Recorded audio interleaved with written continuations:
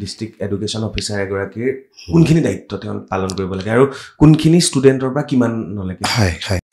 হ'ব দেব পাই যেনে তেনে পাছ কৰাক লৈ মই দুখ কৰা নাই পৰীক্ষাটোনো কি কথা জীৱনটোহে খায় যেতিয়া জীৱনৰ বিফলতা আহি যায়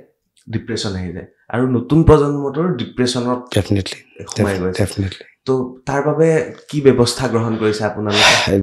আপুনি কেনেকৈ সজাম বুলি ভাবিছে সমাজখন বৰপেটাৰ এডুকেশ্যন চিষ্টেম আপুনি মানুহজন শিক্ষা বিষয়া হিচাপে ষ্ট্ৰিক্ট নে একদম মৰমীয়াল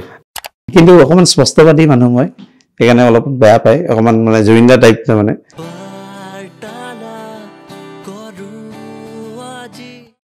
নমস্কাৰ ভিডিঅ'টো ক্লিক কৰাৰ বাবে ধন্যবাদ চাবলৈ আৰম্ভ কৰিছে বাৰ্তালাপ আৰু আজিৰ অতিথি হৈছে এগৰাকী শিক্ষাৰ লগত জড়িত ব্যক্তি তেখেত বৰপেটাত বৰ্তমান কৰ্মৰত তেখেতৰ জন্ম হৈছিল সৰুপেটাত আৰু তেখেতে অসমৰ বিভিন্ন প্ৰান্তত চাকৰি কৰি বৰ্তমান বৰপেটাত তেখেতে ডিস্ট্ৰিক্ট এডুকেশ্যন অফিচাৰ হিচাপে কৰ্মৰত আৰু তেখেতৰ বিষয়ে জানিবলগীয়া বহুত আছে আৰু তেখেতে বৰপেটা ডিস্ট্ৰিক্টখনত শিক্ষাৰ কেনেধৰণে বিকাশ কৰিব বিচাৰিছে যেটো চৰকাৰী তেখেত এগৰাকী অফিচাৰ গতিকে চৰকাৰী ক্ষেত্ৰত শিক্ষাৰ পৰিৱৰ্তনৰ বাবে কি কি ব্যৱস্থা গ্ৰহণ কৰা হৈছে নতুন শিক্ষানীতিত কি আছে বা আমাৰ শিশুসকলক তেওঁ পঢ়াৰ প্ৰতি কেনেকৈনো আগ্ৰহী কৰিব বিচাৰিছে এই বিষয়ে আমি কথা পাতিব বিচাৰিছোঁ তেখেত হৈছে ৰাতুল কুমাৰ দাস ডাঙৰীয়া নমস্কাৰ জনাইছোঁ নমস্কাৰ ভালে আছে আপুনি নিশ্চয় ভালে আছোঁ বৰ্তমান আপুনি কৰ্মৰত হৈছে DEO হিচাপে আৰু ইনস্পেক্টৰ স্কুল হিচাপে আপুনি বৰপেটাত হয় স্যাৰ চাকৰি জীৱন কিমান বছৰ হ'ল চাকৰি জীৱন 2018 চনত অসম লোকসেৱা আয়োগৰ আসাম এডুকেশ্যন ছাৰ্ভিচ পাই পেলাই প্ৰথম বৰপেটাতে চাকৰি জীৱনৰ পাতনি মেলিছিলোঁ তাত প্ৰায় 2.5 বছৰ থাকিলোঁ থাকি পেলাই ধুবুৰীত IS DO হিচাপে কাম কৰিলোঁ আকৌ পুনৰ 2023 চনৰ জানুৱাৰীত বৰপেটালৈ উঠি আহিছোঁ হয় স্যাৰ আপুনি তিনিবাৰকৈ ACS এটেম্প কৰিছিলে দুবাৰ আপুনি প্ৰিলিম পাছ কৰিছে হয় মই ভাইভা দিছিলোঁ তাৰপিছত শেষৰবাৰ থাৰ্ড টাইম আপুনি ধুনীয়াকৈ পাৰ হৈ গুচি গ'ল তাৰ আগতে আপুনি বহুতখিনি মানে প্ৰাইভেট স্কুল হওক ক'ৰবাত আপুনি চাকৰি কৰিছিল আপুনি ডিগ্ৰীও প্ৰায় 6টামান ডিগ্ৰী আপুনি গ্ৰহণ কৰিছে স্যাৰ ধৈৰ্য কেনেকৈ পালে ইমানখিনি ধৈৰ্য মানে যেতিয়া আসাম এডুকেশ্যন ছাৰ্ভিচৰ যেতিয়া ইণ্টাৰভিউ লৈছিলে বৰ্তমান SCRT ডাইৰেক্টৰ মোৰ অতি শ্ৰদ্ধা নিৰদা দেৱী বাইদেৱে মোক সুধিছিলে যে ইমানবোৰ ডিগ্ৰী আপুনি এই কেনেকৈ ল'ব পাৰিলে তেতিয়া মই কৈছিলোঁ যেতিয়া বাইদেউ মই ফ্ৰাষ্ট্ৰেটেড হৈ যাওঁ যে চাকৰি বিচাৰি বা নহয় আৰু আটাইতকৈ দুখৰ কথাটো হ'ল কি মই জেনেৰেল কাষ্টৰ মানুহ ক'ৰবাত অলপৰ কাৰণে মিছ কৰোঁ তেতিয়া মোৰ প্ৰায় 13 বছৰ হ'ল যে তেনেকৈ বিভিন্ন সৰুপেটা কলেজতে মেক্সিমাম টাইম মই কটালোঁ অবৈতনিক হিচাপে নন চেংচন পোষ্টৰ টিচাৰ হিচাপে তেতিয়া মই ক'লোঁ যে বাইদেউ যেতিয়া উপায় নাই ষ্টাডি কৰাৰ বাহিৰে উপায় নাই তেতিয়া ভাবিলোঁ যে কেইটামান তেনেকুৱা ধৰণে ডিগ্ৰী কেইটামান কৰি থওঁ যিটো মোৰ জীৱনতো কামত আহে আৰু সমাজ জীৱনতো কেতিয়াবা ছাত্ৰ ছাত্ৰীৰ ক্ষেত্ৰতো কামত আহিব তেনেকুৱা ধৰণে কিছু কাম কৰিছিলোঁ আপুনি 1996ত 96 চনত তেখেতে মেট্ৰিক পৰীক্ষা পাছ কৰিছে তাৰপিছতে 1998ত হায়াৰ ছেকেণ্ডেৰী তাৰপিছত 2001ত কটন কলেজ শতবৰ্ষ হৈছিল তেতিয়া 2001ত কটন কলেজত 2004ত তেখেতে গুৱাহাটী ইউনিভাৰ্চিটি তাৰপিছত 2007ত টিহুৰ পৰা BEd কৰিলে এনেকৈ গৈ MPhil তাৰপিছতে স্যাৰ আৰু যদি আপুনি নিজে কয় ভাল হ'ব মই ইমান দীঘলীয়া লিষ্ট শিক্ষাৰ ক্ষেত্ৰত আপুনি নিজে ক'লে বেছি ভাল হয় ধন্যবাদ প্ৰথম কথা হ'ল কি যে মই যেতিয়া কমপ্লিট কৰিলোঁ মেক্সিমাম টাইম মই ক'লোৱেই সৰুপেটা BHP কলেজত মই আছোঁ 1996ত সৰুপেটা আদৰ্শ উচ্চ মাধ্যমিক বিদ্যালয়ৰ পৰা য'ত মোৰ দেউতা কৰ্মৰত আছিলে তাত মই তাত পৰা পাছ কৰিলোঁ মেট্ৰিক পাছ কৰিলোঁ হায়াৰ ছেকেণ্ডেৰী BHP কলেজ য'ত মই কৰ্মৰত আছিলোঁ তাৰ পৰা হায়াৰ ছেকেণ্ডেৰী পাছ কৰিলোঁ 1998ত তাৰপিছত কটন কলেজলৈকে আহিলোঁ আচলতে কৈছিলে সেই সময়ত অনুভৱ কৰোঁ যে অসমৰ আটাইতকৈ মেধাসম্পন্ন যুৱক আৰু যুৱতী সুন্দৰী যুৱতীয়ে কটনত পঢ়ে সেই সময়ত আৰু কটন কলেজত আহি অসমৰ বিভিন্ন প্ৰান্তৰ মোৰ লগ বন্ধুবোৰক লগ পাই বা বিভিন্ন এটা আচলতে ডাঙৰ পথাৰ এটা পালোঁ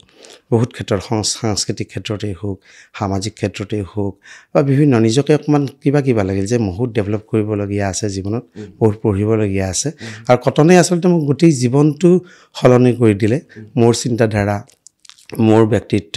মানুহৰ লগত কথা বতৰা কেনেধৰণে পাতিব লাগে কি কথা সেইখিনি কটন কলেজে কিন্তু মোৰ বহুতখিনি কৰিলে তাৰ পিছৰ পৰ্যায়ত গুৱাহাটী ইউনিভাৰ্চিটিৰ দৰে এটা পৰিৱেশ পালোঁ তাৰপিছত আকৌ গুৱাহাটী তাৰপিছত BEd কৰিলোঁ তাৰপিছত সৰুপেটা কলেজত কাম কৰিলোঁ বহু বছৰ মাজতে আকৌ 2 বছৰ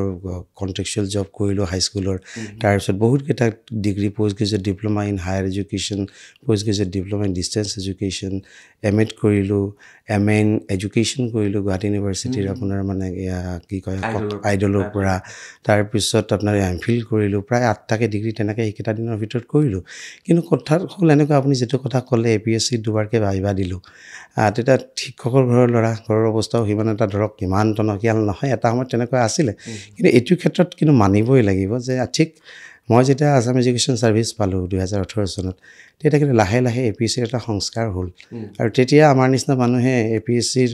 এনেকুৱা ধৰণৰ পোষ্ট এটাত পাইছোঁ সপোনহে দেখিছিলোঁ আগত পইচা নিদিয়াকৈ চাকৰি কিন্তু পাইছোঁ এইটো ভোক ডাঠি ক'ব পাৰোঁ আৰু সেইকাৰণেই কিন্তু ভাল লাগে যে এই চৰকাৰখনে কিছুমান পদক্ষেপক সঁচাকৈ মানিবলগীয়া আৰু বিশেষকৈ চাকৰিৰ ক্ষেত্ৰত আমি যেনেকৈ ভুগিছোঁ মই নিজে ভুক্তভোগী আৰু যিহেতু 18 চনত কেনেকৈ এটা চাকৰি পালোঁ ভাল লগা চাকৰি এটা ধৰক এটা জিলাৰ শিক্ষা বিষয়া হিচাপে নিজকে প্ৰতিষ্ঠা লাভ কৰিব পাৰোঁ কিন্তু সপোন বহুত আছে কৰিবলগীয়া বহুত আছে শিক্ষাৰ ক্ষেত্ৰত কৰিবলগীয়া বহুত বেছি আছে কিন্তু আমাৰ কথাটো হ'ল কিছুমান এনেকুৱা ৰেষ্ট্ৰিকশ্যনো আছে যিখিনি আমি চেণ্ট্ৰেলি যিখিনি আপোনাৰ পলিচি হয় সেই পলিচিখিনি আমি ডিষ্ট্ৰিক্ট লেভেলত ইমপ্লিমেণ্ট কৰিব লাগে কিন্তু মাজে মাজে মই ভাবোঁ যে জিলাৰ পৰা যদি আমাক কিছু কথা ভাবিব দিলেহেঁতেন কিছু কৰিব দিলেহেঁতেন তেতিয়া কৰিবলগীয়া মোৰ ভালেকেইটা চিন্তা চৰ্চা মোৰ নিজৰ আছে সেইখিনি মই কৰিব পাৰিলোঁ হয় সেইখিনি মই ফিল কৰোঁ সদায় ফিল কৰি থাকোঁ মানে এতিয়া এটা ধৰক আপোনাৰ বান্দোলত থাকিব লাগে বহুতখিনি কামত তথাপি মই এইটো যদি সুধোঁ DEO এগৰাকীৰ ডিষ্ট্ৰিক্ট এডুকেশ্যন অফিচাৰ এগৰাকীৰ কোনখিনি দায়িত্ব তেওঁ পালন কৰিব লাগে আৰু কোনখিনি ষ্টুডেণ্টৰ পৰা কিমান নলাগে হয় প্ৰথম কথা হ'ল কি আমাৰ যিটো ছিষ্টেমটো অকণমান ভাৰতবৰ্ষৰ অন্য ৰাজ্যতকৈ বেলেগ ভাৰতবৰ্ষৰ অন্য ৰাজ্যত আপোনাৰ DEO বুলি কয় ডিষ্ট্ৰিক্ট এডুকেশ্যন অফিচাৰ আমাৰ ইয়াত দুটা পোষ্ট ইকুইভেলেণ্টলি আছে এটা আমাৰ এলিমেণ্টাৰী ছেকশ্যনৰ কাৰণে LPME ছেকশ্যনৰ কাৰণে DEO district elementary education officer আৰু আমাৰ ছেকেণ্ডাৰী পাৰ্টৰ কাৰণে আপোনাৰ ইনস্পেক্টৰ স্কুল আছে তো বৰপেটাত যিহেতু এতিয়া লাহে লাহে আমাৰ AESত নতুনকৈ অৱশ্যে মকৰল হ'ল ভালেকেইজন তো মানুহ কম আছে সেইকাৰণে জিলাখনত মই এডুকেশ্যন DEO হিচাপেও কাম কৰি আছোঁ আৰু IS হিচাপেও কাম কৰি আছোঁ এতিয়া ধৰক আপোনাৰ DEO হিচাপে এলিমেণ্টাৰী ছেকশ্যনখিনি ক্লাছ 1ৰ পৰা ক্লাছ 8লৈকে গভৰ্ণমেণ্ট প্ৰাইভেট সকলোখিনি আমাৰ আণ্ডাৰত থাকে আৰু আপোনাৰ এজ এ ইনস্পেক্টৰ স্কুল হিচাপে আপ টু হায়াৰ ছেকেণ্ডেৰীলৈকে থাকে এতিয়া কথাটো হ'ল কি যে আমাৰ কথা হ'ল যে আমি অকণমান ছাত্ৰ ছাত্ৰীৰ ক্ষেত্ৰত আপুনি মোক কৈছিলে যে ছাত্ৰ ছাত্ৰীৰ ক্ষেত্ৰত আমাৰ কৰিবলগীয়া কি বা এজন ডিষ্ট্ৰিক্ট এডুকেশ্যন অফিচাৰ হিচাপে আমি কেনেধৰণে তেওঁলোকৰ মনোযোগটো আকৰ্ষণ কৰিম এইখিনি কিন্তু এটা খুব এটা চেলেঞ্জিং কথা আৰু বিশেষকৈ বৰপেটাৰ দৰে জিঅ'গ্ৰাফিকেলি যদি আপুনি চাবলৈ যায় চৰ চাপৰিৰ এৰিয়া তাত এতিয়াও ছাত্ৰ ছাত্ৰীক কিন্তু আপুনি যিটো আমি সৰ্বশিক্ষাত কৈ আছোঁ যে তেওঁলোকক লৈ আহিব লাগিব স্কুলত এতিয়া লৈ আহিবলগীয়া কথা বহুত আছে এতিয়াও আছে যাত এনেকুৱা হয় আমাৰ শিক্ষা হেতু আপুনি জানে শিক্ষা হেতুৰ এপৰ যোগেৰে এতিয়া এটেণ্ডেঞ্চ ছাত্ৰ ছাত্ৰীৰো হয় টিচাৰৰো হয় আমাৰ MD ছাৰ বৰ্তমান ডক্টৰ ওম প্ৰকাশ ছাৰ খুব চিনচিয়াৰ মানুহ তেখেত অহাৰ পিছত কিন্তু গোটেই পৰিৱেশটো অকণমান ষ্ট্ৰিক হৈছে ভাল হৈছে এতিয়া ছাৰেতো আমাক এনেকৈ ধৰি থাকে যে ডিষ্ট্ৰিক্টত ইমান পাৰ্চেণ্টেজ কিয় হোৱা নাই ইমানখিনি কিন্তু কথাটো হ'ল এনেকুৱা প্ৰেক্টিকেল কথাটো এনেকুৱা ইয়াত এনেকুৱা এতিয়াও চহৰীত আপোনাৰ স্কুল আছে যিবোৰ মই জানো ভালকৈ যে ছাত্ৰ ছাত্ৰীসকলে এতিয়া আলু ৰোৱাৰ সময় এতিয়া আলু ৰুবলৈ গৈছে আৰু গাৰ্জেণ্টক যেতিয়া আমি ক'ব যাওঁ বা আমাৰ শিক্ষকসকলে ক'ব যায় তেতিয়া তেওঁলোকে কয় নাই মোৰতো ল'ৰাটো এতিয়া মই এইটো নিব লাগিব মোক খুৱাব কেনেকৈ মই চলিম কেনেকৈ তো এইবোৰ কথাৰ ওপৰতো অকণমান মই ভাবোঁ চিন্তা চৰ্চা কৰিবৰ সময় হৈছে আৰু মই ভাবোঁ ডিষ্ট্ৰিক্ট ৱাইজ আজি যদি আপুনি ধৰক তিনিচুকীয়া বা শিৱসাগৰৰ লগত বৰপেটা যদি এটা শিহতে যদি আপুনি বনাই দিয়ে তেতিয়া কিন্তু আপুনি সফল নহ'ব শিক্ষাৰ ক্ষেত্ৰত কাৰণ যদি আমি শিৱসাগৰৰ ক্ষেত্ৰত চাবলৈ যাওঁ কথাটো অকণমান বেলেগ যোৰহাটৰ ক্ষেত্ৰতো আৰু বেছি বেলেগ তো বৰপেটাত এনেকুৱা পৰিৱেশ এতিয়াও আছে য'ত মাইনৰিটি প্ৰধান এৰিয়া য'ত মানে মানুহৰ কাৰণে খোৱাটো পিন্ধাটোৱে এটা বেছি প্ৰাধান্য শিক্ষাটো এতিয়া হোৱা নাই শিক্ষা লাহেকৈহে হ'ব এইবোৰ হোৱাৰ পিছতহে হ'ব তেনেকুৱা ধৰণৰ কিন্তু এটা লাহে লাহে কিন্তু অলপ ডেভেলপ হৈছে মই চেষ্টা ভালেখিনি কৰিছোঁ আৰু বিশেষকৈ শিক্ষকসকলক যিখিনি আমাৰ চৰকাৰী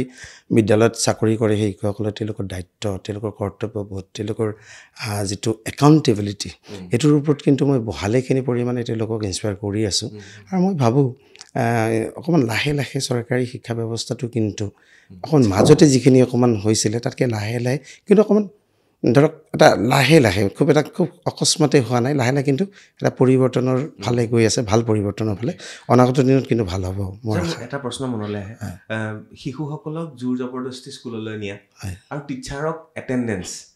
এই শিক্ষাৰ ক্ষেত্ৰতো নতুন ৰুল অহাটো সকলো বস্তু জানো জোৰ জবৰদস্তি হয়? বা আগতে মোৰ মাও শিক্ষক, মোৰ দেউতাও শিক্ষক, আপোনাৰ দেউতাও শিক্ষক, মাও শিক্ষক। আমাৰ মাহঁতে সময়ত স্কুল যাবই,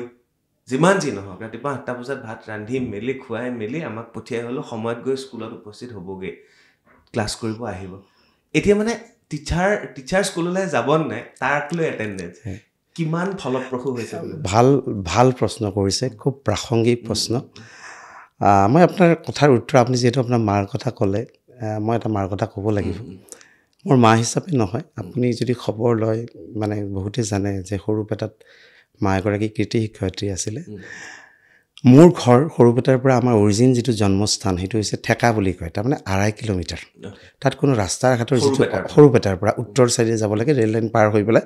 তাত ৰাস্তা ঘাটৰ যিটো অৱস্থা আপুনি ভাবো, বাৰিষাৰ গোটেই আপোনাৰ দুমাহটো পানীতে গোটেই ৰাস্তাটো মানে সেই হৈ থাকে, পানী উঠি থাকে। সেই বিশ্বাস কৰিবনে আপুনি, মায়ে মোৰ 3টা, আমি 6টা ল'ৰা ছোৱালী, বাইদেউ 4জনী, মই, দাদা এতিয়া বৰ্তমান ডক্টৰ আছে ONGCত। তো আমাৰ কথাটো হৈছিলে মায়ে নিজৰ এই বাচ্চাকেইটাক থৈ পেলাই নিজৰ শহুৰ দেউতাক ভাত বনাই দি, বিশ্বাস কৰিব আপুনি, সেই এই 2.5 কিলোমিটাৰ ৰাস্তা, য'ত ৰাস্তা একেবাৰেই বেয়া, মানে পথৰুৱা ৰাস্তা, তাত পানী উঠে 1.5 মাহ, সেই পানী উঠাৰ মাজতো আহি মেখেলা কোচাই আহি ইয়াত সেই সময়ত 10টা বজাৰ পৰা ক্লাছ আছিলে, মা 9:40 উপস্থিত হয়। ইভিন মোৰ ডাঙৰ বাইদেউৰ বিয়াৰ পিছদিনা যেতিয়া মায়ে স্কুললৈ গৈছে, চবে আচৰিত, বাইদেউ আজি আপুনি কিয় আহিলে? তেতিয়া মায়ে এটা প্ৰশ্নই কৈছিলে যে মই ঘৰত থাকি ভাল নালাগে, ষ্টুডেণ্টসকলৰ মাজত থাকি ভাল লাগে। এতিয়া মোৰ গৌৰৱ হয় আজি যদি কিবা অকণমান কৰিব পাৰিছোঁ এই মাৰ কাৰণে, মাৰ চিনচিয়াৰিটি, মাৰ মই সেনেকুৱা হ'ব পৰা নাই এতিয়াও, সেই পাঞ্চুৱেলিটি মোৰ লগত অহা নাই। মা দেউতাৰ বহুখিনি কণ্ট্ৰিবিউশ্যন আছে, মই একেবাৰে সাধাৰণ মানুহ কৰি আছোঁ। কিন্তু এই কথাখিনি এইকাৰণে কৈছোঁ, মোৰ মা হিচাপে কোৱা নাই, এগৰাকী কৃতি শিক্ষয়িত্ৰী যিটো দায়িত্ব নিজে বুজে। এতিয়া আপুনি যিটো প্ৰশ্ন এতিয়াও আছে, বৰপেটাতে হওক বা অসমৰ বিভিন্ন প্ৰান্তত আছে, তেওঁলোকে আচলতে শিক্ষাটো এটেণ্ডেঞ্চ দিবৰ কাৰণে তেওঁলোকৰ অকণমান বেয়া লাগিছে, এইকাৰণে যে আমাৰ ওপৰতনো কিয়নো, মানে আমিতো সদায় ইমান চিনচিয়াৰলি কাম কৰি আছোঁ। কিন্তু কিছু সংখ্যক খুব নিগেটিভ মেণ্টেলিটিৰ মানুহৰ কাৰণে, যোনে তাৰমানে এনেকুৱা শিক্ষক আছে, মই আপোনাক কওঁ, বজাৰলৈ আহি শিক্ষকতা কৰি যায়। হ'ব লাগিছিল এনেকৈ যে আপুনি শিক্ষকতা কৰিব গৈছে, মাজতে আহি পেলাই আপুনি বজাৰটো লৈ আহিছে, কিন্তু বজাৰলৈ আহি শিক্ষকতা কৰা বহুত উদাহৰণ মই আপোনাক দিব পাৰোঁ। তেওঁলোকৰ কাৰণে এই ব্যৱস্থাটো কৰিব লগা হৈছে। তেতিয়াও ভাল শিক্ষক আছিল, এতিয়াও ভাল শিক্ষক আছে, তেতিয়াও পালমৰা শিক্ষক আছিল, এতিয়াও আছে, ডেফিনেটলি। মোৰ এটা প্ৰশ্ন মনলৈ আহিছে, মোৰ দেউতা প্ৰিন্সিপাল আছিলে, মা হেডমিষ্ট্ৰেছ আছিলে। দেউতাহঁতকো দেখিছোঁ যে আজি স্কুললৈ IAS আহিব, স্কুটিনি কৰিবলৈ আহিব, ভিজিট কৰিবলৈ আহিব, বা সেই সময়ত আমি পঢ়ি থাকোঁতেও যে আজি স্কুললৈ IAS আহিব দেই, এটা বেলেগ পৰিৱেশ, স্কুললৈ IAS আহিব, এটা ভয় লগা পৰিৱেশ, এটা সমীহ কৰা পৰিৱেশ, আৰু এটা স্কুলখনত বা কি হ'ব, ৰেটিং বা কি দিব, কাৰোবাৰ চাকৰি যাবই নেকি। যিহেতু আপুনি এতিয়া সেইটো পোষ্টতে আছে, মই সেইকাৰণে ডাইৰেক্ট সুধিছোঁ আপোনাক, স্কুললৈ IAS আহিব, এইটো ভয় লগা কথা নে স্কুললৈ IAS আহিব য়েছ আমাৰ কাৰণে ভাল লগা কথা? মইতো নিঃসন্দেহে ডেফিনেটলি ক'ম স্কুললৈ IAS আহিব, এইটো ভাল লগা কথা। কাৰণ মই যিহেতু ব্যক্তিগতভাৱে মই ফিল কৰোঁ এটা কথা, যে মই কেতিয়াও মই বিশ্বাস নকৰা, মোৰ জীৱনতো মই আটাইতকৈ বেয়া পোৱা বস্তু যে মই ৰঙা চকু বেয়া পাওঁ, ৰঙা চকুৰ দৃষ্টি মই বেয়া পাওঁ। মই খুব মৰম আকলেও মানুহ, মই মৰমেৰে কথা কোৱা, খুব ভালকৈ ইনস্পায়াৰ কৰা মানুহক খুব ভাল পাওঁ, আৰু মই সদায় শিক্ষক সমাজক ইনস্পায়াৰ কৰিব বিচাৰিছোঁ। আপুনি জানিব, আপুনি গম পাইছে মই বিভিন্ন সাংস্কৃতিকভাৱে নিজকে জড়িত কৰাইছোঁ আগৰ পৰা, সৰুৰ পৰা তেনেকুৱা ধৰণে গান, কবিতা, নাটক এইবিলাক লগত, আৰু আচলতে এইটো এইকাৰণে কৰিছোঁ। বহুতে মোক সোধে ৰাতি কেনেকৈ ফাংচন কৰে, এতিয়া মই কওঁ যে নহয়, মইতো বাচি থাকিব লাগিব। মই যিটো প্ৰেছাৰত কাম কৰি আছোঁ, যদি অকণমান এইবোৰ নকৰোঁ তেতিয়াহ'লে মোৰ মানসিক জগতটো একেবাৰে ব্লক হৈ যাব। তো তেনেকুৱা ধৰণে মই তেওঁলোকক ইনস্পায়াৰ কৰিব বিচাৰোঁ, তেওঁলোকক বহুত কথা কওঁ, ভাল লগা কথা কওঁ। কিয় চৰকাৰী স্কুলখিনি যদি নাথাকেগৈ কি হ'ব আমাৰ খাতি খোৱা মানুহৰ ক্ষেত্ৰত? আৰু আপুনি জানিব যে আপুনি যদি চাই আমেৰিকা হওক বা চাইনাত হওক তাতো গোটেই চৰকাৰী শিক্ষা ব্যৱস্থাটোৱে ডুংগত চলি আছে তো আমাৰ যদি চিষ্টেমটো এনেকুৱা হৈ থাকে কেৱল মাত্ৰ চাকৰি কৰাৰ স্বাৰ্থত আমি চাকৰি কৰি আছোঁ য'ত সেৱাৰ কথা যদি তাত জড়িত নহয় তেতিয়া এইটোতো আমাৰ কাৰণে অত্যন্ত দুৰ্ভাগ্যজনক কথা হ'ব তো সেইকাৰণে মই ভাবোঁ ডেফিনেটলি অকণমান কথাবোৰ ৰিথিং কৰাৰ প্ৰয়োজন আছে শিক্ষক সমাজে কিন্তু পুনৰ ভবাৰ কথা আছে ডেফিনেটলি আছে কাৰণ শিক্ষা ব্যৱস্থাটো কিন্তু থাকিব লাগিব চৰকাৰী হয় আপোনাৰ বিভাগে ব্যক্তিগত আৰু চৰকাৰী দুইখিনিকে চাব লাগে ডেফিনেটলি চাব লাগে তাত পাৰ্থক্যটো কেনেকৈ অনুভৱ কৰে আপুনি চৰকাৰী স্কুলৰ শিক্ষা ব্যৱস্থা আন্তঃগাঁথনি আৰু ব্যক্তিগত আপুনি যিহেতু দুইটাতে ভিজিট কৰিব লাগে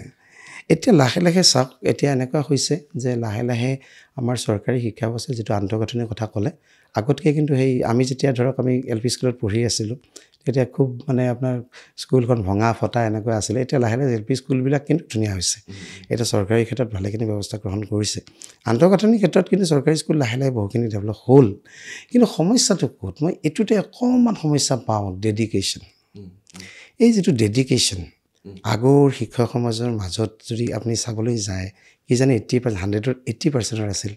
এতিয়া অকণমান ক'ব দুখ লাগে যে এতিয়া মই চৰকাৰী স্কুলৰ শিক্ষকৰ ক্ষেত্ৰত যদি মই ক'বলৈ যাওঁ তেতিয়া কিজানি আজিৰ তাৰিখত মই 60% শিক্ষকৰ মাজতে সেই ডেডিকেশ্যনটো বিচাৰি পাওঁ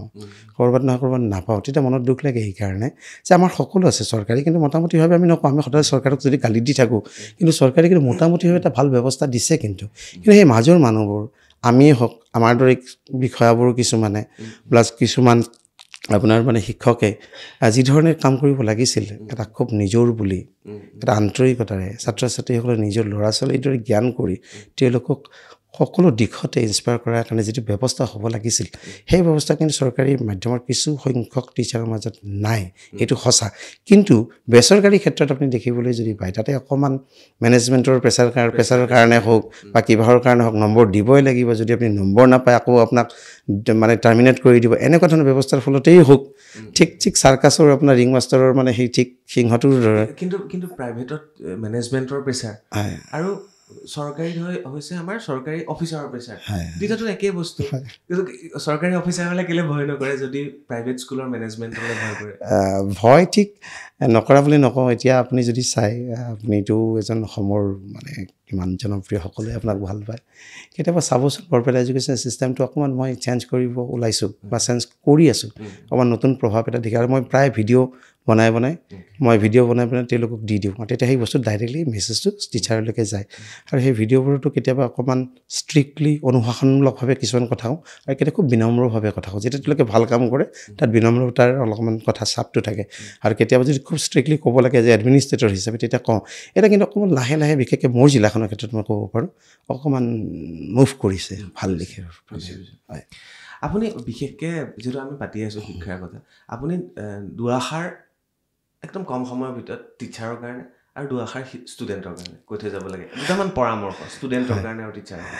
প্ৰথম কথা হ'ল কি মই আগতে কৈছোঁ মোৰ মা দেউতা যিহেতু শিক্ষক সমাজক বহুত বেছি ৰেচপেক্ট কৰোঁ পঢ়া জীৱনৰ পৰা কৰি আহিছোঁ মোৰ জীৱনতো বহুত শিক্ষকৰ প্ৰভাৱ আছে একেবাৰে LP স্কুলৰ পৰা আপ টু ইউনিভাৰ্চিটি জীৱনলৈকে ডক্টৰ নয়নিপাল মহন্ত ছাৰৰ দৰে মানুহকো লগ পাইছোঁ মোৰ শিক্ষক হিচাপে তো মোৰ এতিয়া কথাটো হ'ল যে শিক্ষক সমাজক ক'বলগীয়া কথাটো এইটোৱে যে মই খুব তেওঁলোকক বিনম্ৰভাৱে হাতযোৰ কৰি তেওঁলোকক অনুৰোধ জনাম যে এই শিক্ষা ব্যৱস্থাটো চৰকাৰী শিক্ষা ব্যৱস্থাটো কিন্তু সম্পূৰ্ণৰূপে ডিপেণ্ড কৰিছে তেওঁলোকৰ ওপৰত যদি তেওঁলোকে যদি ভালকৈ কাম নিজৰ দায়িত্ব আৰু কৰ্তব্যখিনি যদি ঠিকমতে নকৰে তেতিয়া অনাগত দিনত কিন্তু চৰকাৰী শিক্ষা ব্যৱস্থা একেবাৰে ধ্বংস হৈ যাব সেইকাৰণে তেওঁলোকৰ কৰণীয় তেওঁলোক আচলতে ক'ব গ'লে গোটেই ব্যৱস্থাটোৰ তেওঁলোক মূল তেওঁলোকৰ ওপৰত ডিপেণ্ড কৰি তেওঁলোকৰ চকুত এনেকুৱা কথা আহিব লাগিব যে তেওঁলোকে ছাত্ৰ ছাত্ৰীৰ চকু চাই বুজিব লাগিব যে ছাত্ৰ ছাত্ৰীয়েনো কি বিচাৰিছে আচলতে ছাত্ৰ ছাত্ৰীয়ে বেলেগ একো নিবিচাৰে আপোনালোকৰ পৰা বিচাৰে মা দেউতাৰ পিছতে যিহেতু আপোনালোক মানে শিক্ষাগুৰু আপোনালোকৰ বহুত কিবা কিবি বিচাৰে তেওঁলোকৰ ভিতৰত থকা মনটো তেওঁলোকক আগবাঢ়ি যোৱা মানে বিষয়টো আপোনালোকে আকৌ বেছি তেওঁলোকক আগবঢ়াই লৈ যাওক আপোনালোকে তেওঁলোকৰ লগত থাকক বন্ধুসুলভভাৱে কাম কৰক তেওঁলোকৰ মানসিকতা বুজক তেওঁলোকৰ চাইক'লজি অধ্যয়ন কৰক এইখিনি যদি কৰিব পাৰে ডেফিনেটলি আমাৰ শিক্ষা ব্যৱস্থাটো আৰু বহুত বেছি ভাল হ'ব আমি লৈ যাব পাৰিম উন্নত শিক্ষা ব্যৱস্থাৰ ফালে আৰু ঠিক তেনেদৰে যদি ষ্টুডেণ্টক যদি মই ক'বলৈ যাওঁ এইটো একেবাৰে সঁচা কথা আপুনি এতিয়া লাহে লাহে মাজতে অনুপম চক্ৰৱৰ্তী এটা খুব ভাল প্ৰগ্ৰেম কৰিছিলে চৰকাৰী স্কুলৰ ওপৰত বহুত প্ৰতিভা আছে অলেখ প্ৰতিভা আছে কিন্তু সেই প্ৰতিভাবোৰক আমি ক'ৰবাত নহয় ক'ৰবাত ইগন'ৰ কৰি আছোঁ তেওঁলোক চৰকাৰী স্কুলত পঢ়ে বুলি এইটো কিন্তু সঁচা মই সেইকাৰণে আপোনাৰ দৰে মই আপোনাক অনুৰোধহে জনাম আচলতে আপুনি যিমানখিনি ভাল ভাল কাম কৰিছে অকণমান চৰকাৰী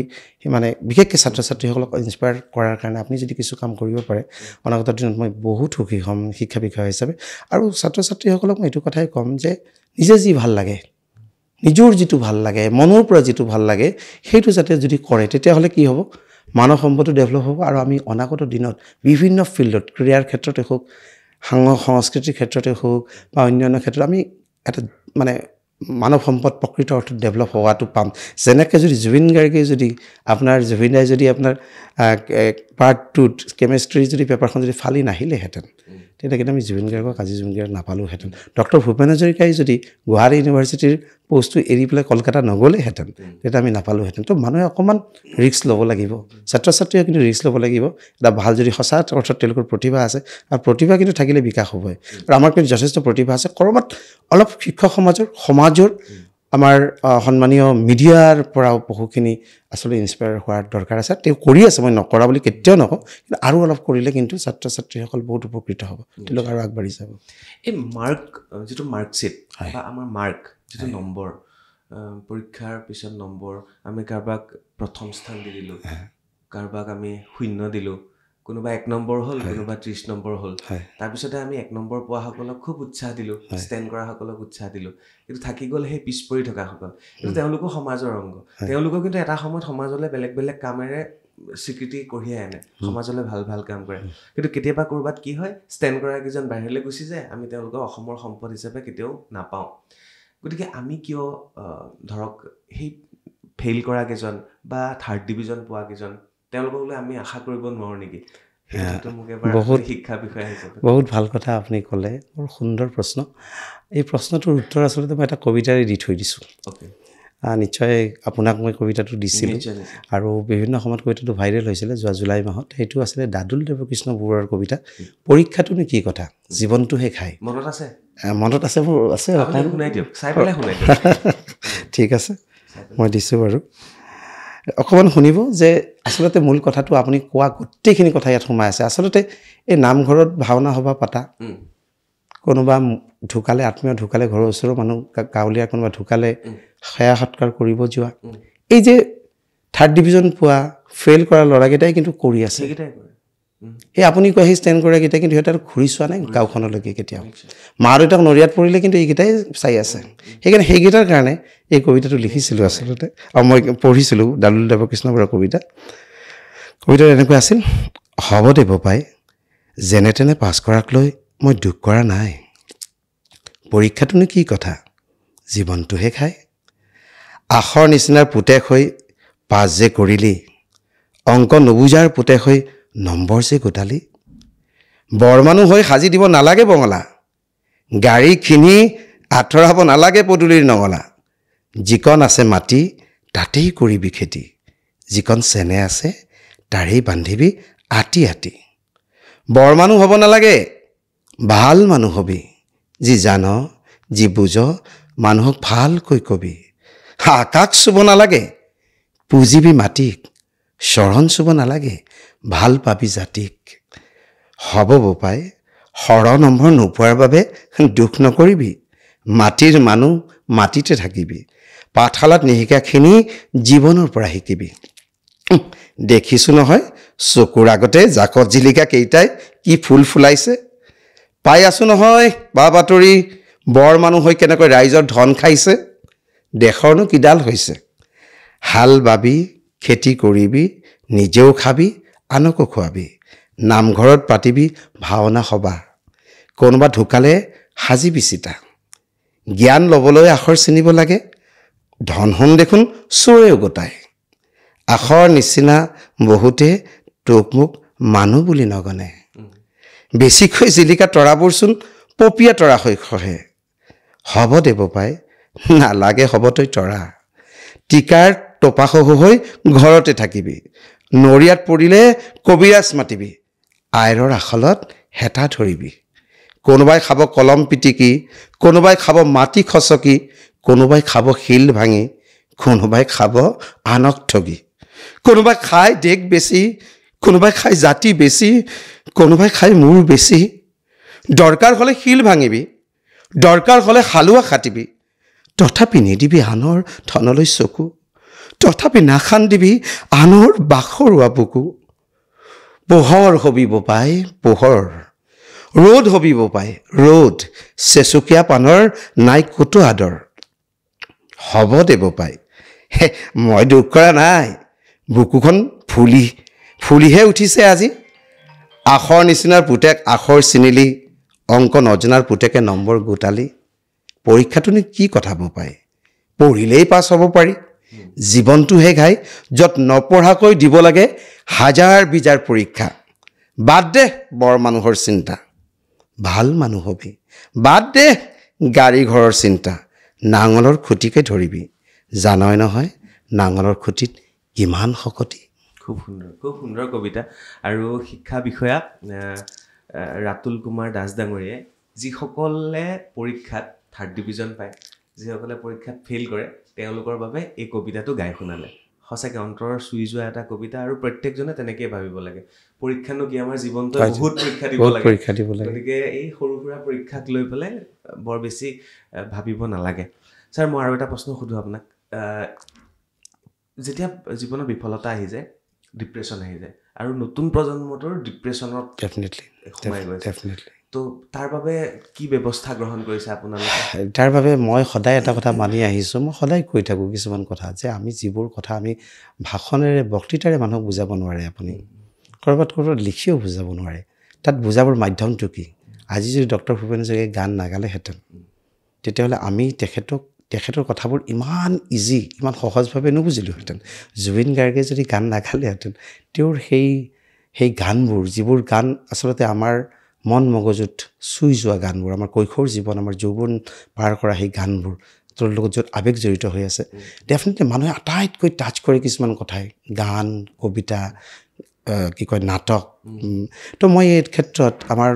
মানে বৰ্তমান সময়ত আটাইতকৈ জনপ্ৰিয়, মোৰ খুব ভাল লাগে, প্ৰণৱ দাক মই পাইছোঁ, প্ৰণৱ কুমাৰ বৰ্মন, আমাৰ কটন কলেজতে পাইছোঁ দাদাক। তেখেতৰ এটা কবিতা ছুইচাইড নোট, এই কবিতাটো মই যোৱা মাৰ্চ মানত, নহয় আপোনাৰ 22 ডিচেম্বৰত কৰিছিলোঁ। মোৰ ইউটিউব চেনেলত আছে সেই কবিতাটো, শুনাই থৈ যাব। আৰু এইবাৰ শিক্ষা বিষয়া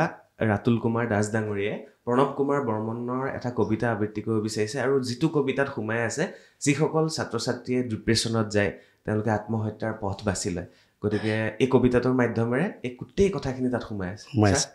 হয়, কিন্তু কবিতাটো বহুত দীঘলীয়া, মই ইমান দীঘলীয়া নকৰোঁ, আধা কৰিম। আৰু তাৰ আগত অকণমান ক'ব লাগিব, তাত কেৱল ডিপ্ৰেশ্যনৰ কথাটোৱে নাই, তাত কিন্তু অভিভাৱকৰ ওপৰতো বহুত ডাঙৰ মেছেজ। এই ক্ষেত্ৰত যদি আপুনি চাবলৈ যায়, যে আমি তাৰে জামিন পৰ চিনেমাখন যদি চাই, 3 ইডিয়টছ যদি চাই, তাত একেটা কথাকে কৈছে যে আমাৰ এডুকেশ্যন ছিষ্টেমটোত যিটো আমি কম্পিটিশ্যন কৰি আছোঁ। তো কথাটো এনেকুৱা ধৰণৰ, মোৰ হাঁহি উঠে, মোৰ যেতিয়া মোৰ বাইদেউৰ ল'ৰা মানে ক্লাছ 1ত এডমিশ্যন দিব গ'লে, তাৰপিছত জাষ্ট এডমিশ্যন লৈছে মাত্ৰ, এগৰাকী অভিভাৱিকাই আহি পেলাই কৈছে, মানে কনচাৰ্ণ স্কুলখনত, যে আগৰ কুৱেশ্যন পেপাৰ হ'ব নেকি? আপুনি চাব দেই মানসিকতাটো। তো বাচ্ছাটো শিকক না, কিবা যি পাৰে তাকেই শিকক ন, ক্লাছ 1, 2ত কি শিকিব আৰু, মানে তাতেই যদি কুৱেশ্যন পেপাৰৰ কথাটো আহি গ'ল, তো ডেফিনেটলি এইবোৰ কথাই কিন্তু এনেকুৱা শিপাইছে, এতিয়া ধৰক ভয় লগা হৈছে। তো প্ৰণৱদাৰ এই কবিতাটোত এই কথাখিনিকে উল্লেখ কৰিছে, যে ল'ৰাজনে ৰাতি গীটাৰ বজাব খোজে, জোনাকী পৰুৱা চাব খোজে, গান গাব খোজে, তো এইবোৰ একো কৰিব নিদিয়ে। এইবোৰ কি হ'ব, তই আমেৰিকাত যাব লাগিব, বেংগলুৰুত যাব লাগিব, এইটো কৰিব লাগিব, সেইটো কৰিব লাগিব, লগৰকেইটাই দীক্ষিতাই ইমান ভাল হেৰি কৰে, তই কিয় পৰা নাই, এনেকুৱা ধৰণৰ সদায় সেই মানসিক চাপত গৈ কবিতাটোত শেষত খুব হৃদয়স্পৰ্শী, মই ধুনীয়াকৈ কৰিছোঁ, গান চান হেৰি কৰি পেলাই, তাত ভাল মিউজিক চিউজিক দি পেলাই কবিতাটো কৰিছোঁ। তাত কিন্তু শেষত গৈ পেলাই ল'ৰাজনে ঢুকাই থাকিল। আচলতে এইটো এটা জাষ্ট এটা আজিৰ ছ'চাইটিৰ এটা বিকাৰ, আৰু এই বিকাৰটো কিন্তু আপুনি চাব, IITত পাছ কৰা, IITত পঢ়ি থকা ল'ৰা ছুইচাইড কৰি আছে, কি হৈছে? আপুনি চাব বহুত মেধাৱী ল'ৰা ছোৱালী ছুইচাইড কৰিছে, কি হৈছে এইবোৰ? তো মই ভাবোঁ যে আমি ছাত্ৰ ছাত্ৰীক কোৱাৰ আগতে অভিভাৱকসকল কিন্তু সজাগ হ'বলৈ হ'ল। বিশ্বাস কৰিবনে, মোৰ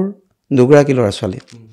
মোৰ ডাঙৰ ছোৱালীজনী 2 বছৰ 8 মাহ হৈছে, মই এইটোও জনাই থৈ দিওঁ, তাইক যেতিয়া এডমিশ্যন বহুতে মোক সুধি আছে, প্ৰথম কথা মোক সোধে, কেতিয়াবা কোনোবাই কয় পাপা, মই কৈছোঁ পাপা কিয় বুলিব লাগে, দেউতা বুলিলে ভাল লাগে নিজৰ লাগে দেউতা বুলিলে তাই মোক এটা তাইক মই চৰকাৰী স্কুলতে দিম বুলি ভাবিছোঁ 2 নম্বৰ কথা হৈছে কি যে তাইক মই মাকে কৈ থাকে এতিয়াৰ পৰা অকণমান যে তাইক এইটো না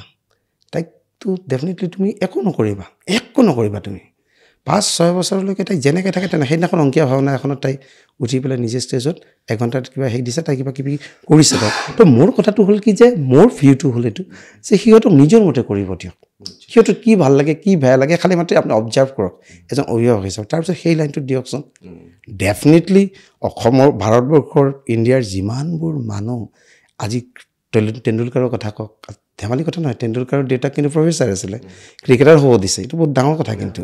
ঠিক তেনেধৰণৰ মানুহবোৰ যদি আমি চাওঁই যদি সেইটো হ'ব নিদিলেহেঁতেন তেতিয়া আজি কিন্তু আমি কেতিয়া প্ৰতিভাবোৰ নাপালোহেঁতেন তাৰমানে তো মই এই কবিতাটো আচলতে গোটেইখিনিৰ কাৰণে কৈছোঁ তাৰমানে অকণমান কৈছোঁ বেছি বহুত দীঘলীয়া কবিতা গোটেইখিনি নকৰোঁ আৰু যদি কোনোবাই লিংকটো দি দিলে চাব পাৰিব কবিতাৰ শিৰোনাম ছুইচাইড নোট মা কিয় লিখি আছোঁ সুধিবলৈ হয়তো সুযোগ নাপাবা পাপা কিয় লিখি আছোঁ কোনো দিনেই সুধিব নোৱাৰিবা মই জন্মাৰ দিনাখনো তুমি আটাইতকৈ কষ্ট পাইছিলা তথাপি তুমি হাঁহিছিলা মা নাৰ্ছিং হোমৰ বেডত যেতিয়া পাপাই তোমাৰ চুলিত আঙুলি বুলাইছিল তুমি কৈছিলা আমাৰ প্ৰেমৰ এয়া শ্ৰেষ্ঠ উপহাৰ মা তুমি মোৰ বাবে সৰু চোলা চিলাইছিলা কাণ ঢকা টুপি বনাইছিলা ঊলৰ সৰু চুৱেটাৰ গুঠিছিলা যাতে মোক পৰিব নোৱাৰে শীতে যাতে লৰাব নোৱাৰে বতাহে কোনো যাতে কোনো কালে তোমাৰ পৰা মোক কাঢ়ি নিব নোৱাৰে তুমি বুকুৰ মাজত তেনেদৰে সযতনে ৰাখিছিলা বান্ধি মোক মা আনকি পাপাৰ প্ৰেমৰ প্ৰতি তুমি হৈ উঠিছিলা অনাগ্ৰহী লাহে লাহে মোৰ বাবে মা তোমাৰ প্ৰেমিকজনে মানি লৈছিল সেই সকলো দূৰত্ব মোৰ আগমনে তেওঁক দূৰলৈ ঠেলিছিল তোমাৰ পৰা পাপা মোৰ পাপা পুতলাবোৰ কিনি আনিছিলা তুমি বজাৰৰ পৰা সৰু মটৰ ৰেলগাড়ী বল ক্ৰিকেটৰ বেট আৰু পেপা আনিছিলা হৰলিক্স কৰ্ণফ্লাৱাৰ সতী হীৰা তোমালোকৰ হৃদয়ৰ উত্তাপত মই বাঢ়ি আহিছিলোঁ পূৰ্ণ চন্দ্ৰ পূৰ্ণিমাৰ দৰে মই ইয়াৰ বাকীখিনি বহুত দীঘলীয়া বাকী ইউটিউব লিংকত চাব পাৰিব তাত মূল কথাটো হৈছে শেষত গৈ পেলাই কিন্তু এই ল'ৰাজনে ক'লে যে আৰু কেতিয়াও নাপাবা তাৰমানে সি ছুইচাইড কৰিলে এইটো লিখি পেলাই সি ছুইচাইড কৰিলে এইটো বহুত হৃদয়স্পৰ্শী বৰ মৰ্মস্পৰ্শী মই কথাটো বহুত বেলেগ ধৰণে অনুভৱ কৰোঁ মই অভিভাৱকসকলক হাতযোৰ কৰি মানে বিনম্ৰভাৱে অনুৰোধ জনাইছোঁ ভাবিব হ'ল কিন্তু আমি হেৰাব খোজা নাই আকৌ হেৰাব নোখোজোঁ তাৰমানে হয় খুব ভাল লাগিলে ছাৰ আমি ইমান টাইম সময়খিনি কথা পাতিলোঁ আৰু আপোনাৰ পৰিকল্পনাৰ বিষয়ে কওক আপুনি কেনেকৈ সজাম বুলি ভাবিছে সমাজখন বৰপেটাৰ এডুকেশ্যন চিষ্টেম বা আপোনাৰ বিষয় মানে সেই কথাখিনি মই শেষত জানিব বিচাৰিম যে আপুনি কি বিচাৰিছে আপোনাৰ সমাজখন কেনেকুৱা হোৱাটো বিচাৰিছে মই ডেফিনেটলি মোৰ সমাজখন মই ভাবিছোঁ যে ধৰক মই ক'লোঁ নহয় কালচাৰ এনেকুৱা এটা মাধ্যম যিটো মাধ্যমেৰে মানুহৰ বুকুত সোমাই যাব পাৰি আৰু সেইটোকে মই লৈছোঁ মই সৰুৰ পৰা গান গাইছিলোঁ এইদিনাখন আপোনাক দিছোঁ জুবিনদাৰ জন্মদিনৰ দিনাখন মাজুলীত এজনী ছোৱালী দুখ পালে গানটো আকৌ মই কাভাৰ চং কৰিছোঁ বহুতে কয় যে এইবোৰ সময় কেনেকৈ পাওঁ তেতিয়া মই কৈছোঁ যে সময় উলিয়াই ল'ব পাৰি সময় উলিয়াই লৈ এক্টিঙো কৰোঁ মই অভিনয় কৰিছোঁ আপোনাৰ আইৰণ গাৰ্লছ যিখন আপোনাৰ ৰাজেন দাস ডাঙৰীয়াৰ আইৰণ গাৰ্লছ আহি আছে তাৰে আমাৰ যিখন মানে নাটকৰ যিটো ৰূপান্তৰ আছিলে আমি যিটো কৰিছিলোঁ সেইটো হৈছে আপোনাৰ চনমিগৰ মূল যিটো ৰোলটো আপোনাৰ ওজা কেনেকৈ এজন মানুহ এজন মানে গোটেই সংস্কৃতিক ধৰি ৰখা মানুহ এজনে পালা নোহোৱা হ'ল ওজাপালি পালা মাতিব নাহে গৈ দুৰ্ভিক্ষতে খাব নোপোৱা হৈ ঢুকাই থাকিলে বৰ মৰ্মস্পৰ্শী সেইটো মই অভিনয় কৰিছিলোঁ আৰু সেইটো মই সৰুপেটাত প্ৰথম শ্ব' কৰিছিলোঁ তাৰপিছত আপোনাৰ বৰপেটা জিলা পুথিভঁৰালত কৰিছিলোঁ আৰু মই ইউটিউবত আছে সেই গোটেই নাটকখন মই আটাইকেইটা লিংক ডেছক্ৰিপশ্যনত দি দিম আৰু এই বস্তুখিনি আপোনালোকে চাব পাৰিব আৰু ইয়াত অকণমান দেখুৱাবলৈ অসুবিধা হয় নিশ্চয় তাৰমানে মই ভাবিছোঁ কিয় যে এইবোৰ আচলতে বহুত ইম্পৰ্টেণ্ট কথা এইকাৰণে যে আমাৰ সমাজ ব্যৱস্থাত অকণমান চেঞ্জ কৰিবৰ কাৰণে যেনে মই লাচিত বৰফুকনৰ এই মাজতে আপোনাৰ 500 বছৰীয়া জয়ন্তীৰ সময়ত মই নিজে মোৰ বাইদেউ কবিতা এটা লিখিছোঁ, তাত কবিতা আবৃত্তি এটা কৰিছোঁ মই। তো ছাত্ৰ ছাত্ৰীক বুজাব বিচাৰিছোঁ যে এইবোৰ যোগেৰে কেনেধৰণে নিজক উত্তৰণ কৰা যায়, কেৰিয়াৰ বাছি লোৱা যায়, এটা কেৰিয়াৰ বাছি ল'ব পাৰি। অভিনয়টো এটা কেৰিয়াৰ হ'ব পাৰে। অভিনয়ত বহুতে আজি যদি কওঁ আমাৰ আজি যে আপোনাৰ সন্মুখত আহিছোঁ আচলতে এইটো ক্ষেত্ৰত মানি ল'ব লাগিব অসমৰ স্বনামধন্য মোৰ আটাইতকৈ যদি মনৰ পৰা কৈছোঁ মই যদি অভিনয়ৰ বিশেষকৈ মই যিহেতু অভিনয় নিজে কৰোঁ, এই যে থিয়েট্ৰিকেলৰ মানে থিয়েটাৰৰ মানে মূল মানুহজন আজিৰ তাৰিখত মোৰ দৃষ্টিত ডেফিনেটলি তপন দাসত আছে, বহুত আছে। তথাপি মৃদুল দা মোৰ সদায় মোৰ প্ৰিয়, মৃদুল দা মোৰ সদায় প্ৰিয়, ট্ৰেজেডি কিং। আৰু লাষ্ট মৃদুল দাৰ যিখন নাটক মই চাইছিলোঁ আপোনাৰ কি কয় মোৰ কেঁচুৱাই কান্দিছে, মই গোটেই শুকাই কান্দি দিলোঁ। মৃদুল দা সেইদিনাখন মই ভূপেন দাখন সেইখনতো বাপৰে বাপ। তো মই মৃদুল দাক কওঁ যে এনেকৈ ইমান মানে ভিতৰত ইমান কৰুণ কেনেকৈ লৈ আপুনি ঘূৰি আছে, তাৰমানে এইটো বহুত ডাঙৰ কথা। আজি আপোনাক লগ পাইছোঁ, আপোনাৰ দৰে এজন সঁচাকৈ কৈছোঁ না ডেফিনেটলি না আপোনাক লগ পাইছোঁ মৃদুল দাৰ যোগেদি। মৃদুল দাক আচলতে এই শ্ব'টো মোক কৈছে এজন মানুহ আছে, এই মানুহজনৰ লগত মানে আপোনাৰ কথা কৈছে ৰাতুল কুমাৰ দাস ডাঙৰীয়া, তেখেত শিক্ষা বিষয়া, তেওঁৰ লগত এবাৰ কথা পাতিলে তোমাৰ বহুত কথা ওলাব। মই কৈছোঁ নিশ্চয় কৰিম। তাৰপিছতে সময়টো আমাৰ অলপ ইফাল হৈ আছিলে, অৱশেষত হ'লগৈ। সেইটো কাৰণে তাৰপৰা মৃদুল দাক মই বহুত যে আপোনাক যে মোক এনেকৈ আজি চিনাকি কৰাই দিলে, সন্মুখত আমি কথা পাতিলোঁ, সেইটো মৃদুল দাৰ কাৰণে সম্ভৱ পৰিছে। এতিয়া মই ভাবিছোঁ যে এইবোৰৰ যোগেদি এতিয়া ধৰক গান কৰোঁ, গান গাওঁ, গানটো মোৰ এটা নিচা, পেচা কেতিয়াও নহয়, মই পেচাদাৰী হ'ব নোৱাৰোঁ, মাজে মাজে ষ্টেজ প্ৰগ্ৰাম কৰি থাকোঁ। তো এইবোৰৰ যোগেদি আচলতে মই এইটো বিচাৰিছোঁ শিক্ষক সমাজতে হওক বা আমাৰ ছাত্ৰ ছাত্ৰী যে মানুহ অকণমান নিজৰ প্ৰফেশ্যনৰ পৰা অকণমান আঁতৰি আহি অলপ মনবিলাক ঠিক অলপ কালচাৰে কিন্তু মনটো বহুত শুদ্ধ কৰি ৰাখে, সত্য কৰি ৰাখে। আৰু সেইকাৰণে সত্য শিৱম সুন্দৰম ডেফিনেটলি মই এইটো অনুভৱ কৰোঁ। আৰু এইবোৰৰ যোগেৰে আচলতে মই মেছেজ দিব বিচাৰোঁ, যেনে মোৰ কবিতাটোৰ যোগেৰে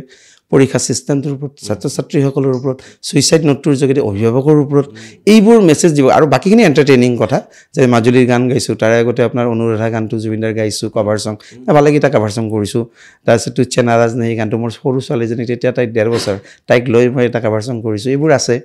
তো এইবোৰ কৰিছোঁ নিজৰ ভাল লগাৰ কাৰণে, আৰু বেলেগকো এইটো অকণমান ইনস্পায়াৰ হ'ব দিছোঁ যে অন্য জানক যে ইমান ব্যস্ততাৰ মাজত থাকিও এনেকুৱা ধৰণে অকণমান চিন্তা চৰ্চা কৰিব পাৰি। আৰু এইবোৰে মানুহৰ মনটো বহুত ভালে ৰাখে, বেয়া চিন্তাবোৰ নাহে। তো কালচাৰে কিন্তু বহুত কালচাৰেল কৰে মানুহক, গানে কৰে, কবিতাই কৰে। হয় হয়। তো এইবোৰৰ জৰিয়তে মাজতে ব্যস্ত থাকে গান গাই আৰু বেলেগ টেলেণ্ট গান গাওঁ, কবিতা আবৃত্তিৰ কথা ক'লোঁ, কবিতা আবৃত্তি ষ্টেজত কেতিয়াবা কৰোঁ, তাৰপিছত নাটক কৰোঁ, তাৰপিছত লিখোঁ। অৱশ্যে গান লিখিছোঁ মাজতে, অৱশ্যে আপোনাৰ যদি বাৰ্তালাপৰ যদি জুবিনদালৈকে যদি যায় মেছেজটো বৰ ভাল পাম।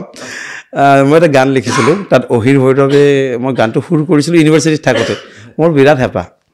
আচলতে আমি হৈছোঁ জুবিনদাৰ সঁচা অনুৰাগী, বিশ্বাস কৰোঁ। মই ফেন নহয় দেই, আজিৰ যুগৰ দৰে ফেন নহয়। জুবিনদাই ভুল কৰিলে ভুলটো কৈছোঁ, ভাল কৰিলে সদায় ভাল পাওঁ, অন্তৰত জুবিনদাক লৈ ফুৰোঁ। যদি গান হয় হয় আপুনি কয় আৰু আমাৰ নিতুমণি দায়েও কৈ দিয়ে, তো ভাল লাগে। আমি আচলতে সঁচা অনুৰাগী, কাৰণ জুবিনদাক আমি জন্মলগ্ন, ডেট মিনছ জুবিনদা যেতিয়া ওলালে তেতিয়া সেই কৈশোৰ হৈ আছিলোঁ আমি, তেতিয়া মই ক্লাছ 9ত আছোঁ। তেতিয়াৰ পৰা জুবিনদাৰ গান, প্ৰতিটো গান, এই যেতিয়া আপোনাৰ অডিঅ' আছিলে নহয়, এই ছাইডত কোনটো গান আছে, অনামিকা গানটো কেই নম্বৰ, তেতিয়া মই সুধিলে মই কৈ দিব পাৰোঁ। সেই সময়ৰ পৰা জুবিনদাৰ গান শুনা, আৰু সেইবোৰ শুনি এনেকুৱা হৈ গ'ল, গোটেই মন মগজুত জুবিনদাৰ গান সোমাই গ'ল। কিন্তু জুবিনদাক আজিলৈকে মই মুখামুখিভাৱে লগ পোৱা নাই। গুৱাহাটী 100 অনুষ্ঠানত পাইছিলোঁ, ফটো উঠিছিলোঁ, কিন্তু এতিয়া মাজতে ফোনত পালোঁ, ফোনত কথা ক'লোঁ। তাৰপিছত মই এই গানটো এই অহিৰ ভৈৰৱে মিউজিক কৰিছিলে, কিন্তু কিবা অসুবিধাবশতঃ গানটো আজিলৈকে গোৱা হোৱা নাই। এই গানো সেইকাৰণে গীতিকাৰ হিচাপে বাৰু প্ৰতিষ্ঠা হ'ব বহুত সময় লাগিব, কিন্তু গান লিখোঁ, কবিতা লিখোঁ, গল্প লিখোঁ, এইবোৰ লিখা মেলাটো অলপ চলপ কৰি থাকোঁ। আপুনি মানুহজন শিক্ষা বিষয়া হিচাপে ষ্ট্ৰিক্ট নে একদম মৰমীয়াল? এতিয়াতো মোক চবে ষ্ট্ৰিক্ট বুলি কৈছে, গম পাই আজি মৰমীয়াল হৈ আছে, ইয়াত গানো গাইছে, কবিতা গাইছে। গতিকে মানুহজন মই গম পালোঁ আৰু যিসকল তেখেতৰ আণ্ডাৰত কাম কৰি আছে, শিক্ষক আছে, বৰ বেছি কঠোৰ নহয়, ভিতৰত এটা মৰমীয়াল মনো আছে। ভাল লাগিল। নিশ্চয় ভাল লাগিল। আপোনাৰ ক'বলগীয়া থাকি গ'ল নেকি? মোৰ ক'বলৈ আপুনি ইমান ধুনীয়া, আচলতে আপুনি হাতী মাৰি ভুৰুকাত ভৰাইছে। আচলতে সেইটোৱে আপোনাৰ ভাল লাগে, আপোনাৰ অনুষ্ঠান, আপোনাৰ বাৰ্তালাপ আমাৰ আচলতে অন্তৰতে সোমাই আছে। সদায় চাওঁ আপোনাৰ বাৰ্তালাপ, আপোনাৰ কথা কোৱাৰ যিটো ষ্টাইল, যিধৰণে মানুহক আপুনি সোধে, কি সুন্দৰভাৱে আপুনি সোধে। আজি মোক আপুনি ইমান ধৰণে সুধিছে। এই বাৰ্তালাপ অনুষ্ঠানটো বহুত যাওঁতোযুগীয়া হৈ যাওক, অসমত প্ৰতিজন মানুহে বাৰ্তালাপ শুনক, আৰু বাৰ্তালাপৰ যোগেৰে যে সদায় গঠনমূলক কিবা এটা পায়, সেইটো এটা বৰ ভাল লগা কথা। আৰু বাৰ্তালাপ বহুত বেছি খ্যাতি লাভ কৰক বহুত খ্যাতি লাভ কৰিছে ইতিমধ্যে আৰু মই আশা কৰিছোঁ আৰু বেছি খ্যাতি লাভ কৰক আৰু আপোনাৰ এই যি সুন্দৰ জয়যাত্ৰা মানুহৰ কাৰণে সমাজৰ কাৰণে এই জয়যাত্ৰা আৰু আপুনি অব্যাহত ৰাখক এইটোৱে মোৰ আপোনালোক শুভেচ্ছা থাকিল মা দেউতা আছে দেউতা নাই দেউতা 2007 চনত ঢুকাইছে মা আছে আৰু ঘৰ দাদা বৌ আপোনাৰ কৰ্মৰত যোৰহাটত থাকে আৰু বাকী বাইদেউহঁত বিয়া হৈছে মোৰ ডাঙৰ মাজু বাইদেউ উষা দাস তেখেত BH কলেজত কাম কৰে সৰু বাইদেউ আপোনাৰ স্কুলত কাম গোটেই শিক্ষকৰে শিক্ষয়িত্ৰী ল'ৰা সকলো শিক্ষক হয় এডুকেশ্যনৰ লগতে কিন্তু অকণমান স্পষ্টবাদী মানুহ মই সেইকাৰণে অলপ বেয়া পায় অকণমান মানে জুবিনদা টাইপ মানে সেইকাৰণে মই অলপ জুবিনদাক ফ'ল' কৰোঁ এনে নিজৰ ঠাইত কেতিয়াবা বহুত জনপ্ৰিয় বহুত ষ্টুডেণ্টৰ জীৱনত বহুতখিনি কৰিছোঁ কিন্তু কিছুমানে অকণমান কিছুমান কথাত বেয়া পায় এতিয়াও চাগে আপোনাৰ এই পোষ্টটো যোৱাৰ পিছত 2-এজন মানুহে কমেণ্টটো লিখিব সৰুকেইটাৰে মানুহে লিখিব 2জন মানুহ মই জানো তেনেকুৱা ধৰণৰ আছে কথাবোৰ আৰু সেইকাৰণে মোক কেতিয়াবা বহুতে কয় যে আচলতে এইবোৰ থাকিলে খুচি থাকিলেহে ভাল কাৰণ তেতিয়া খুচি থাকিলে বোলে আৰু ওপৰলৈকে যাব পাৰি সেইকাৰণে ভাবিছোঁ ওপৰলৈকে একোৱেই হোৱা নাই বহুত কিবা কিবি কৰিব মন আছে ভৱিষ্যতে কিন্তু অসমৰ শিক্ষামন্ত্ৰী হোৱাৰ সপোন আছে সেইটো কৈ থলোঁ আজি আগতীয়াকৈ শুভেচ্ছা থাকিলে মোৰ ফালৰ আৰু ভাল সপোন দেখাটো ভাল বুলি কয় সেইকাৰণে সপোন দেখি আছোঁ সপোন এটা যদি বাস্তৱায়িত হয় ৰাইজৰ যদি আশীৰ্বাদ থাকে হ'ম এদিন কেতিয়াবা আমি তেতিয়া আকৌ বহিম আমি আকৌ কথা পাতিম আৰু মানুহৰ জীৱনত কেতিয়া কি পৰিৱৰ্তন আহে কোনেও গম নাপায় গতিকে সেই সপোন সেই লৈ পেলাই আগুৱাই গৈ থাকক আৰু যিহেতু একেবাৰে তৃণমূলৰ পৰা আপুনি বস্তুখিনি দেখিছে নিশ্চয় সেয়া সপোন পূৰণ হ'ব হয় ৰাইজক দৰ্শকক বহুত ধন্যবাদ জনাই আপোনাক ধন্যবাদ জনাই সকলোকে শুভেচ্ছা জ্ঞাপন কৰি মৰম চেনেহ শ্ৰদ্ধা জনাইছোঁ ধন্যবাদ আজিলৈ বিদায় লৈছোঁ নিশ্চয় এয়া আছিলে ৰাতুল কুমাৰ দাস ডাঙৰীয়া আৰু তেখেত হৈছিলে বৰপেটাৰ এগৰাকী শিক্ষা বিষয়া